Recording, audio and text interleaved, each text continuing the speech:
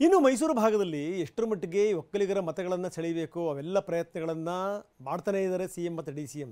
ನೋಡಿ, ಎಲ್ಲೆಲ್ಲಿ ವೇದಿಕೆ ಸಿಗುತ್ತೋ ಅಲ್ಲ ಈ ಒಕ್ಕಲಿಗ ಕಾರ್ಡನ್ನು ಪ್ಲೇ ಮಾಡಲಿಕ್ಕೆ ಪ್ರಯತ್ನ ಪಡ್ತಾರೆ. ಈ ಲಕ್ಷ್ಮಣ್ ಅವರನ್ನು ತೋರಿಸ್ಬಿಟ್ಟು ಇವರು ಒಕ್ಕಲಿಗರು, ಇವರು 100ಕ್ಕೆ 200 ಪಟ್ಟು ಒಕ್ಕಲಿಗರು ಅನ್ನುವಂಥ ಮಾತು. ಮಹಾರಾಜರಿಗೆ ಟಿಕೆಟ್ ಯಾಕೆ ಕೊಟ್ರಿ ಅನ್ನುವಂಥ ಪ್ರಶ್ನೆಯೂ ಕೂಡ, ಅಂದರೆ ಇಲ್ಲಿ ಎಲ್ಲೋ ಒಂದು ಕಡೆಗೆ ಪ್ರತಾಪ್ ಸಿಂಹನಿಗೆ ಟಿಕೆಟನ್ನು ತಪ್ಪಿಸಿ, ಬೇಕು ಅಂತ ಒಕ್ಕಲಿಗರಿಗೆ ಟಿಕೆಟನ್ನು ತಪ್ಪಿಸಿ ಇಲ್ಲಿ ಮಹಾರಾಜರಿಗೆ ಟಿಕೆಟ್ ಕೊಡಲಾಯಿತು ಅನ್ನುವಂಥ ವಿಚಾರಕ್ಕೆ ಸಂಬಂಧಪಟ್ಟಂಗೂ ಕೂಡ ಕಾಂಗ್ರೆಸ್ ನಾಯಕರು ಟೀಕೆ ಮಾಡ್ತಾ ಇದ್ದಾರೆ ನಿರಂತರವಾಗಿ. ಒಂದು ಕಡೆಗೆ ಮೈಸೂರಿನಲ್ಲಿ CM ಮಾತಾಡಿದ್ದಾರೆ ಇದರ ಬಗ್ಗೆ, ಅದಾದ ನಂತರ DCM ಕೂಡ ಈ ಒಕ್ಕಲಿಗ ಕಾರ್ಡನ್ನು ಪ್ಲೇ ಮಾಡ್ತಾ ಇದ್ದಾರೆ. ಒಕ್ಕಲಿಗ ಜಾತಿ ಮೈಸೂರು ಕೊಡಗು ಕ್ಷೇತ್ರದಲ್ಲಿ ಒಕ್ಕಲಿಗರೇ ಜಾಸ್ತಿ ಇರ್ತಕ್ಕಂಥ ಕ್ಷೇತ್ರ ಇದು.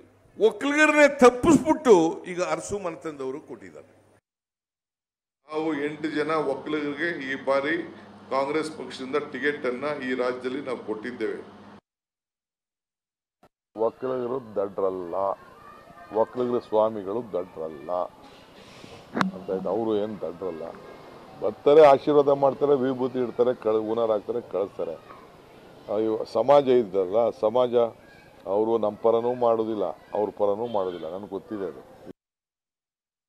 ಇನ್ನು ಸಣ್ಣ ಪುಟ್ಟ ಘಟನಾವಳಿಗಳಾದರೂ ಕೂಡ ದೊಡ್ಡ ಮಟ್ಟದಲ್ಲಿ ಬಿಂಬಿತ ಆಗುತ್ತೆ. ಜೊತೆಗೆ ಏನಂದರೆ ಹಿಂದಾಗಿರುವಂಥ ಘಟನೆಗಳನ್ನೆಲ್ಲವನ್ನೂ ಕೂಡ ಎತ್ತು ಹಾಕ್ತಾರೆ ನಾಯಕರು.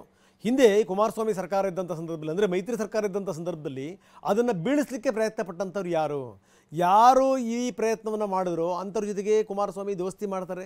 ಏನಿದ್ರ ಅರ್ಥ ಅನ್ನುವಂಥ ಪ್ರಶ್ನೆನ DK ಕೇಳಿದರು. ಈ DK ಪ್ರಶ್ನೆಗೆ ಕುಮಾರಸ್ವಾಮಿ ಕೂಡ ಉತ್ತರ ಕೊಟ್ಟಿದ್ದಾರೆ. ಈಗ ಯಾರು ಇಳಿಸಿದ್ರು ಕುಮಾರಸ್ವಾಮಿಗೆ ಒಕ್ಕಲಿಗರು ಚೀಫ್ ಮಿನಿಸ್ಟ್ರು ಅಂತ ನಾವು ಕೆಲವೆಲ್ಲ ಮಾತಾಡಿದ್ರು. ಇದೇ ಯೋಗೇಶ್ವರ, ಅಶ್ವತ್ಥನಾರಾಯಣ, ಅಶೋಕ, ಶೋಭಕ್ಕ ಇವರೆಲ್ಲ ಸೇರಿ ಇಳಿಸಿದ್ರಲ್ಲ, ಯಡಿಯೂರಪ್ಪ ಇವರೆಲ್ಲ ಸೇರಿ ಕುಮಾರಸ್ವಾಮಿ ಇಳಿಸಿದ್ರ. ಇಳಿಸ್ತವ್ರು ಅವರು, ಕೊನೆ ಕಾಂಗ್ರೆಸ್ ಅವರು ಇಳಿಸಿದ್ರು ಅಂತ ಸಿದ್ದರಾಮಯ್ಯನವ್ರ ಮೇಲೆ ಗುಬ್ಬಿಕೊಂಡ್ರು. ಸಿದ್ದರಾಮಯ್ಯ ಸಿದ್ಧವನದಲ್ಲಿ ಅವ್ರ ಕಾರ್ಯಕರ್ತರ ಜೊತೆ ಚರ್ಚೆ ಮಾಡಿದ್ದು. ಪಾರ್ಲಿಮೆಂಟವರಿಗೆ ಅಷ್ಟೇ ಸರ್ಕಾರ, ಅದಕ್ಕೆಲ್ಲ ಸರ್ಕಾರ ಇರೋದಿಲ್ಲ ಅಂತ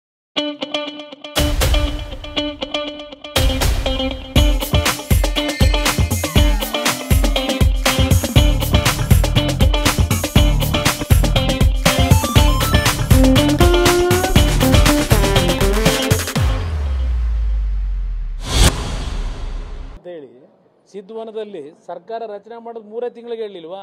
ಸಿದ್ಧ ಔಷಧ ಹರಿದಿದ್ದು ಅವ್ರನ್ನ ಕೇಳಿದ್ರೆ ಹೇಳ್ತಾರಪ್ಪ ಅವರಿಗೆ. ಒಕ್ಕಲಿಗರ ಸರ್ಕಾರವನ್ನು ಬೀಳಿಸಿದ್ದು BJPಯವರು ಅಂತ ಹೇಳ್ತಾರೆ. ಇಡೀ ಪ್ರಪಂಚಕ್ಕೆ ಗೊತ್ತೈತೆ ಯಾರು ಬೀಳಿಸಿದ್ರು, ಯಾರು MLA, ಯಾವ ಪಾರ್ಟಿ MLAಗಳು ಬಂದಿದ್ದು. ಕುಮಾರಸ್ವಾಮಿ ಸರ್ಕಾರ ಬೀಳಿಸೋವಾಗ ಜಾಸ್ತಿ ಜನ ಯಾವ ಪಾರ್ಟಿ, 14 ಜನ ಬಂದವರು ಯಾವ ಪಾರ್ಟಿಯವರು? ಕಾಂಗ್ರೆಸ್ ಅವರು. ಸಿದ್ದರಾಮಯ್ಯನವ್ರು ಏನು ಹೇಳಿದ್ರು ಮಂಡ್ಯದಲ್ಲಿ, ನಾವು ಕುಮಾರಸ್ವಾಮಿನ ಸೋಲಿಸಿದ್ದು ನಾವೇ.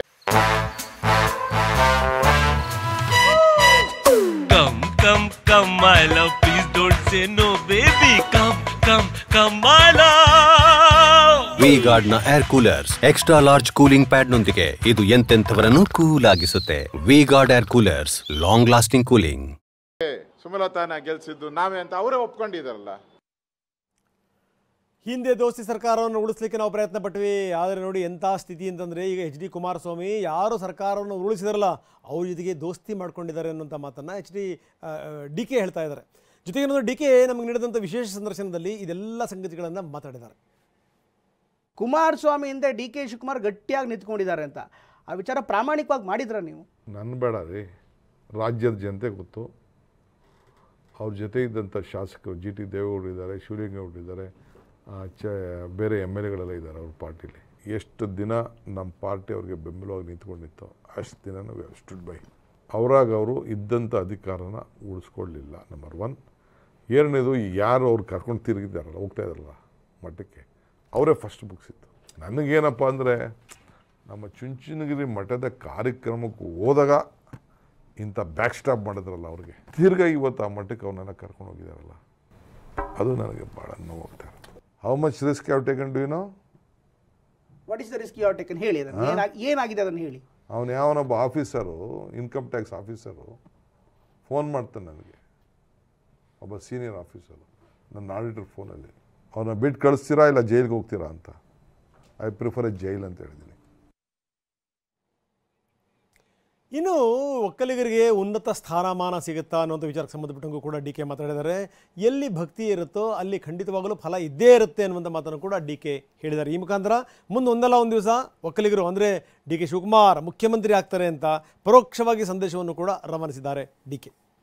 ಅಂತಿಮವಾಗಿ ಈ ಒಕ್ಕಲಿಗರಿಗೆ ಅಧಿಕಾರ ಅನ್ನೋದು ಹಾಗೆ ಅಧಿಕಾರ ಸಿಗತ್ತಾ ಅಥವಾ ಕನ್ನಡಿ ಒಳಗಿನ ಗಂಟಾಗತ್ತಾ ಅನ್ನುವಂಥ ಪ್ರಶ್ನೆ.